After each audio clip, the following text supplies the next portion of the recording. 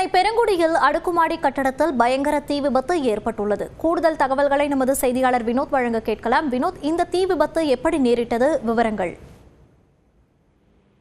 Monisha, Chennai OMR சாலை பெருங்குடியிலிருந்து தரமணி செல்லக்கூடிய இந்த பிரதான சாலையில் 3 அடுக்குமாடி கொண்ட ஒரு கட்டிடத்தில் திடீரென தீ விபத்து ஏற்பட்டது. இந்த தீ விபத்து காரணமாக அந்த 3 அடுக்குமாடியுமே முழுவதுமாக எரிந்து தற்போது எலும்புக்கூடாக காட்சியளிக்கின்றன. அந்த பகுதியில் ஏற்பட்ட தீ விபத்து காரணமாக கரும்புகை வெளியேறி அந்த பகுதி முழுவதும் கரும்புகையாக மாறியது. அது மட்டுமல்லாமல் கீழ்பகுதியில் சைக்கிள் கடை உள்ளது, எலக்ட்ரிக்கல் கடை உள்ளது. அதேபோல் பார்ட்டியால் இது போன்ற 3 அடுக்கில் உள்ள இந்த கட்டிடத்தில் ஏற்பட்ட தீ விபத்து காரணமாக தொடர்ந்து அந்த பகுதிக்கு தகவல் அறிந்த தீயணைப்பு துறையினர் 3 இடங்களில் இருந்து வந்து தற்போது தண்ணீரை பீச்சு எடுத்து அந்த தீயை அணைத்து வருகின்றனர். இந்த தீ விபத்து மின்சாரம் மூலமாக மின்கசிவு காரணமாக ஏற்பட்டதா என்று தற்போது விசாரணை மேற்கொண்டு வருகின்றனர். மோனிஷா, வினோத், இந்த தீ விபத்தினால் என்னென்ன சேதங்கள் ஏற்பட்டிருக்கிறது?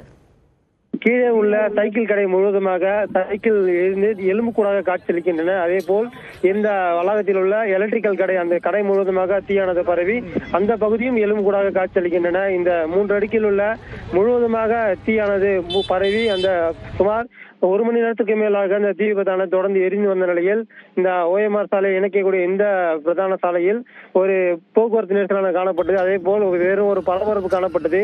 இதை இந்த அடுக்குமாடி கட்டிடத்தை சுற்றியுள்ள பகுதி முழுவதும் தீயானது பரவாமல் இருப்பதற்காக தற்போது துறைப்பாக்கம், திருவான்மியூர், வேளச்சேரி ஆகிய 3 தீயணைப்பு நிலையத்திலிருந்து வருகை தந்த தீயணைப்பு வாகனத்திலிருந்து தண்ணீரை பீச்செடுத்து தீயை அணைத்து வருகின்றனர். மோனிஷா, வினோத், இந்த தீ விபத்தினால் மக்களுக்கு ஏதேனும் காயம் ஏற்பட்டிருக்கிறதா? நிச்சயமாக இந்த தீ விபத்து ஏற்பட்ட இந்த கட்டிடங்களில் பணிபுரிந்து வந்தவர்கள் லேசான தீ விபத்து ஏற்பட்ட உடனே சுதாரித்துக் கொண்டு அங்கிருந்து கட்டிடத்தை விட்டு வெளியேறினர். வெளியேறிதான் தீயணைப்பு நிலையத்திற்கு தகவல் தெரிவித்தனர். அதனால் யாருக்கும் எந்த ஒரு காயமும் ஏற்படவில்லை.